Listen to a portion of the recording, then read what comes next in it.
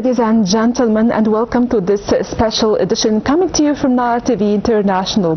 So it was a dramatic 3-2 victory for Argentina against Egypt, or versus Egypt, in the 16th round of the World Cup, which has ignited fierce debate among critics and fans, speaking about critical refereeing decisions that shape the outcome of the match. To shed more light on this issue, we are delighted to be joined over the phone by Mr. Mohammed Adel, sports analyst. Good evening, sir. Hello, good evening. Mr. Mohammed? Yes, hello, good evening. Thank you for joining us on this special edition. So, Mr. Mohammed, Egypt led the match 2-0 for most of the match. So what happened in the very final minutes of the match? Well, we have some points we should shed light on it. First of all, what the people are speaking about, the players and the head coach, Captain Hussein Hassan, spoke about after the game, after the match, that was a clear case of serious officiating corruption happened by the French referee. The decisions all over the game was contradictory, and there was a major bias against Egypt in that game. The 50-50 decisions was for Argentina or against us, or not given to us if there is a 50-50 decision. So before the third goal by Argentina, there was a clear penalty should be caught by the video assistant referee, but nobody went to the VAR. There was a huge injustice in that game. How do you see the second goal for Egypt, which was disallowed for offside? It was a catastrophe because, well, about the refereeing, there was a foul. The disallowed second goal, there was a foul. But compare between what happened in that goal and what happened for Hamdi Fathi in the third goal for Argentina. There was a penalty, a clear penalty kick. There was a foul against Hamdi Fathi inside the penalty area. They didn't go, the referee was not called by the video assistant referee to change the decision and go to the penalty kick and decide a penalty kick for Egypt. We deserve to have a penalty kick at the last minute. About the disallowed goal, okay, I am with that decision, but decide also and go to decide the penalty kick in the last minute. It was a draw. It was a 2-2 draw between us and Argentina, and we have a penalty kick. Then the counter-attacking from Argentina led to a third goal. So what happened for Egypt didn't happen for Argentina. What decided and the goal was disallowed by the referee for Egypt, the disallowed goal, same for Argentina, but never happened. Didn't happen and never happened for Argentina. So there was a huge injustice by the French referee tonight. The contradictory in the decisions. Everything was awful throughout the game, and especially in the last minutes of the game. After the disallowed goals, we scored another goal. It was 2-0. Yes. You know, but not all the reasons are related to the referee. Because there were some technical decisions taken by Coach Hussein Hassan was not right at the same time. Like what? It was 14 or 15 minutes remaining for ending the game, and it was 2-0 for Egypt. There should be some changes in the team so as to keep the scoreboard at 2-0, to keep the score, to keep the 2 goals difference between us and Argentina. Lionel Scaloni, the head coach of Argentina, made some huge positive changes for his team, and we should cope Hussam Hassan should cope with what happened. He should be a good reaction for the changes happened by Argentina. That's what led to the two goals. The first goal by Romero, the second goal by Messi, because of the crosses that we are very poor in dealing with it. We have many players with the team like Hussam Abdelmajid, the defender, who is very brilliant and clever in dealing with the crosses from whoever team. But Hussam Hassan didn't deal with the last 15 minutes with the way that he should deal with.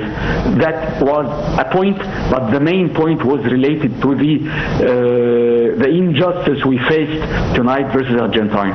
Yes, Mr. Mohammed, how do you assess the performance of both teams, and to what extent can we say about that the Egyptian team's performance was impressive despite the defeat?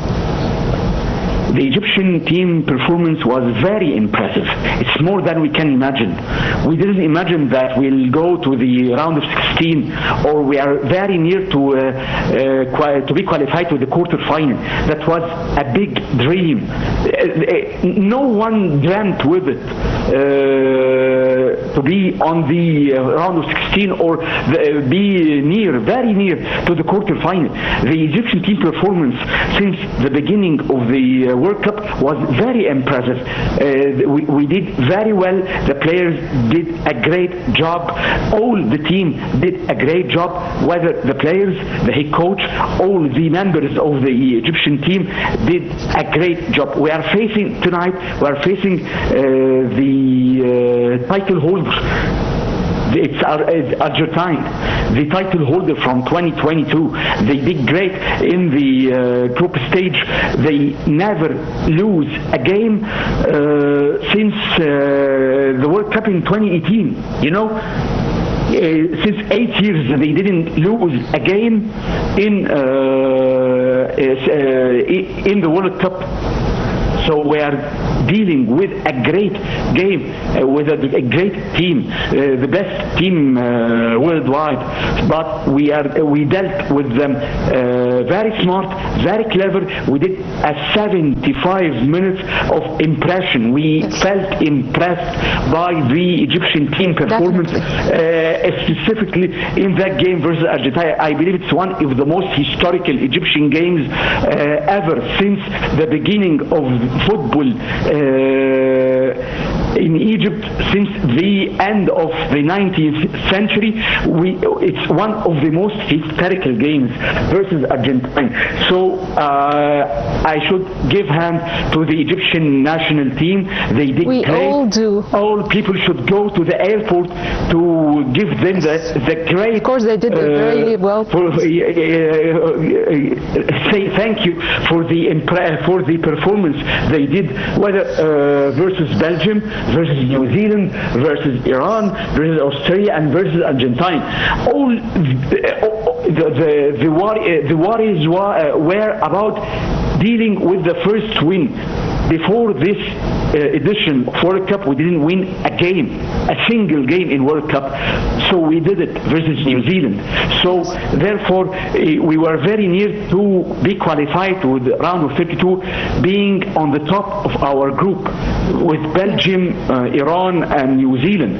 We bet Australia in the round of 32 with a great, impressive performance. We did, and tonight we did a great. Are all proud versus Argentina. We are all proud of them, of course. They did very good job. And yes. But today's match recalls. Okay, we recall the same scenario that happened with Senegal against Belgium. So how do you see the African mentality in such world competitions?